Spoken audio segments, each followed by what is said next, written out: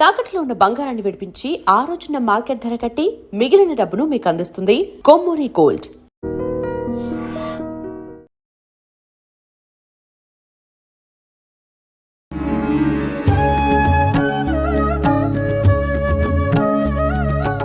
నమస్కారం అండి. శుభాశీషులమ్మ. అయితే పైకి మనం ఒక శరీరము, ఒక ఆకారము కనిపిస్తున్నప్పటికీ మన లోపల ఉన్నది ఒక ఆత్మ.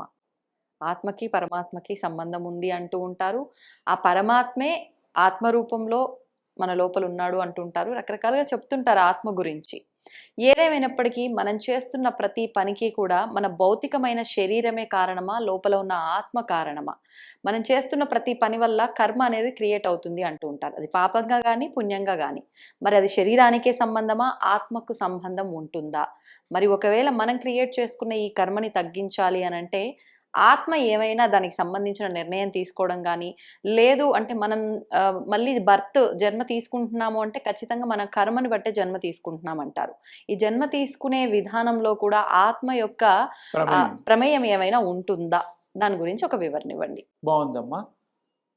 ఎంతో విశేషమైనటువంటిది, విశిష్టమైనటువంటిది, అర్థంతో కూడిన ప్రశ్న. ఆత్మ అనేటువంటిది సర్వత్రా సంచరించగలిగే శక్తి కలిగినది. ఏ లోకాలైనా వెళ్ళగలిగింది. మనం చూసే ఈ లోకమే కాదు, పై లోకాలే కాదు. మరి ఇప్పటి వరకు 14 లోకాలు మనం ఏదో లెక్కలు పెద్దవాళ్ళు చెప్పినవి, కృష్ణస్వామి చెప్పినవి ఉన్నాయి. అవి కాకుండా కూడా ఇంకా ఎన్నో లోకాలు ఉన్నాయి. ఇంకా మామూలు ప్రజలు వినని, ఎక్కువగా ప్రాచుర్యంలో లేని లోకాలు. శివలోకము ఉంది. అక్కడంతా శివుళ్ళే ఉంటారు. అంతా శివస్వాములే, శివుళ్ళే. శివుడు దేవుడు ఉన్నాడుగా, శివాలయాలు ఆ దేవుళ్ళే ఉంటారు. గణపతి లోకం అని ఉంది ఒకటి, అంతా గణపతి చక్కగా అలాగే ఉంటారు. విష్ణులోకం ఉన్నది, స్వామివారు ఉంటారు. అలాగే బ్రహ్మలోకం ఉన్నది. ఈ బ్రహ్మలోకం గురించి కొంత ఎక్కువగా తెలుసు ప్రజలు. ఈ లోకంలో ఎలా మనుషులం ఉన్నామో అట్లా దేవతలకు వాళ్ళ ఆకారం తీసుకొని ధరించి కామరూప ధారణలో అదొక లోకము, అదొక ప్రపంచము. లోకము అంటే ప్రపంచము అలా ఉంటుంది. ఇంకా బోల్డ్ ఉన్నాయి. తేజోలోకాలు ఉన్నాయి, సూర్యలోకాలు ఉన్నాయి. ఈ మధ్య సైంటిఫిక్గా ఎన్ని సూర్యులు ఉన్నారో లెక్క పెట్టలేనన్ని సూర్యులు ఉన్నారు పైన అనేటువంటిది సైంటిఫిక్గా ఈ మధ్య ప్రూవ్ అవుతుంది.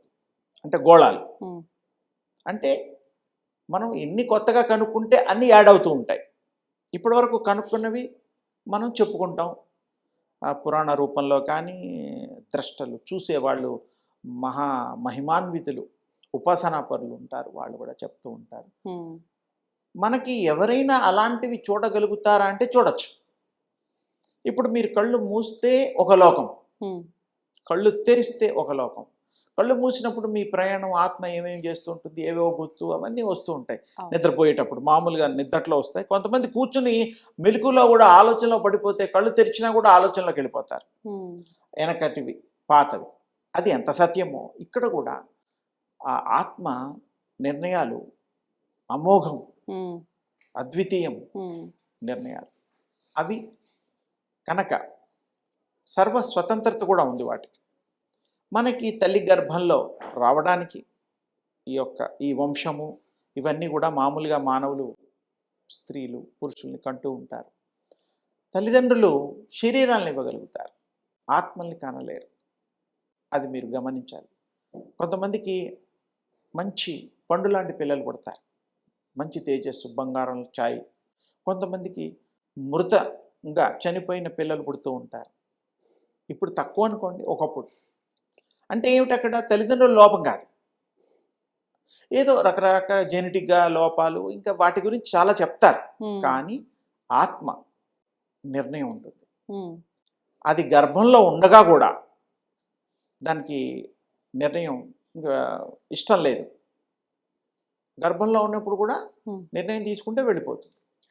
జననం తర్వాత వెళ్ళొచ్చు, బిఫోర్ కూడా వెళ్ళొచ్చు. చాలా విచిత్రమైన, ఊహించని నిర్ణయాలు మానవులకి అందరివి ఉంటాయి.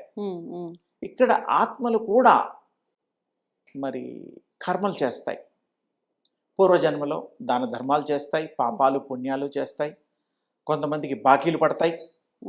అప్పుడు అవి తీర్చుకోవడం కోసం, ఎవరిది వాళ్ళకి ఇవ్వడం కోసం మరలా ఈ జన్మ అంటూ తీసుకొని ఎవరెవరికైతే మనం బాకీ పడ్డామో, ఇవ్వాల్సినవి ఉన్నాయో, తీర్చుకోవాల్సి ఉన్నాయో కర్మ రూపంలో, అవన్నీ మళ్ళీ ఈ జన్మలో వాళ్ళకి అప్పచెప్పేసేసేసి ఫ్రీ అయిపోతాయి సోల్స్.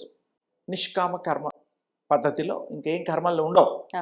అప్పుడు అది మళ్ళీ వేరే లోకాలకు వెళ్ళడం, వేరే శరీరాలకు కూడా వెళ్ళడం దానికి ఇష్టమైతే. దానికి ఇష్టం లేకుండా ఏది చేయదు. భగవంతుడు సాక్షిభూతుడు. మీ కర్మలు నువ్వు చేసావు, నువ్వే అనుభవించు, మళ్ళీ నువ్వు దానికి పనిష్మెంట్ కూడా నువ్వే అనుభవించు, మళ్ళీ నువ్వు జననం తీసుకోవాలా వద్దా నీ నిర్ణయం. నాలో కలవాలా అది కూడా నీ నిర్ణయమే. యోగం చేస్తావా, మరి ధ్యానం చేస్తావా, మంత్ర సాధన చేస్తావా, ఏం చేస్తావా, వచ్చేసి నన్ను చేరుకునేటువంటి క్రియలు కూడా వేరే ఉన్నాయని స్వామివారు చెప్పారు. పురాణ ఇతిహాసాల్లో కూడా ఉన్నాయి. ఇక్కడ కర్మలు విభాగానికి ఫలితాలు, జన్మ రాహిత్యాలు ఇవన్నీ మనం ఇప్పుడు మాట్లాడుకున్నాం కాబట్టి ఆత్మ గొప్పతనము, ఆత్మ యొక్క స్వనిర్ణయము ద్వారా ఈ జన్మలు రావడం, ఎవరి వాళ్ళకి అప్పచెప్పేసుకోవడం, ఎంతకాలం కావాలన్నా కూడా అదే నిర్ణయించుకుంటుంది. గతంలో ఎంతో మహానుభావులు, భీష్మాచార్యులు లాంటి వాళ్ళు కూడా వాళ్ళ ప్రాణాన్ని వాళ్ళు కంట్రోల్లో పెట్టుకోగలిగారు. ఆయనకి ఇష్టమైనప్పుడు అన్ని రోజులు ఉండి ఆయన వెళ్ళిపోయారు. అది కూడా చరిత్ర చెప్తోంది. అలా ఎన్నో ఉన్నాయి.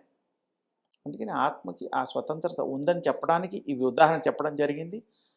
ఆత్మకి సత్ సాధన గనక అవి చేసుకోగలిగితే ఈ శరీరంలో కూడా చక్కటి మార్గం ఏర్పడుతుంది, సత్సాంగత్యం ఏర్పడుతుంది, సతతము అన్ని మంచి విషయాలే అది ఆలోచిస్తుంది, ఇతరులకు మంచి చేయడం. ప్రపంచంలో చెడు అనేది లేకుండా కూడా అన్ని ఆత్మలు కనుక నిర్ణయం తీసుకుంటే ఇంకో ఆత్మని మార్చొచ్చు. చెడు చేసే ఆత్మ, మంచి ఆత్మ, నాన్న ఇది చెడు చేస్తున్నావు అని చెప్పి ప్రబోధం చేసి మార్చొచ్చు. ఎలాగైతే చిన్నపిల్లలు అల్లరి చేస్తూ ఉంటే చేయకరా అబ్బాయి, తప్పుడు పనులు చేసి అబద్ధాలు ఆడుతుంటే ఆడొద్దురా అబ్బాయి అంటూ ఉంటాం. అందుకని ఆ విధంగా ఆత్మలు కర్మల్ని చేస్తూ ఉంటాయి, నిష్కామ కర్మగా మిగిలిపోవడానికి కావలసిన దారి వెతుకుతాయి. తర్వాత అవి విశేషమైనటువంటి జాగ్రత్తలు తీసుకుంటూ పరా దేవత యొక్క అనుగ్రహం పొందడానికి అవి సాయశక్తుల ప్రయత్నం చేస్తూ ఉంటాయి. కొన్నేమో జన్మలెత్తుతూ జన్మల అనంతరం కూడా జన్మ రాహిత్యాన్ని కూడా కోరుకునేటువంటి విశేషమైన నిర్ణయాలు అవి తీసుకోగలుగుతాయి.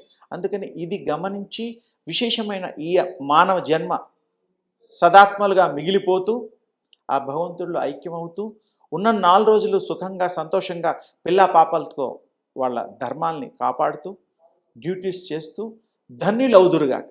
శుభం. ధన్యవాదాలండి. And for more videos, Please subscribe to iDream. Please subscribe to iDream. Please subscribe iDream. And please subscribe to iDream. For more videos, subscribe to iDream. please like, share and subscribe to the channel. Congratulations, iDream. Subscribe to iDream. Subscribe to iDream. So subscribe to iDream Media. iDream team అందరికి huge congratulations. Please subscribe iDream Media. Please subscribe to iDream. Subscribe iDream. Please subscribe to iDream. iDream అంటే నా కళల ఛానల్ను subscribe చేసుకున్న నోరు తిరుగుతలేదు, మీరైతే గంట గుర్తు కొట్టండి. For more such videos, please subscribe to iDream.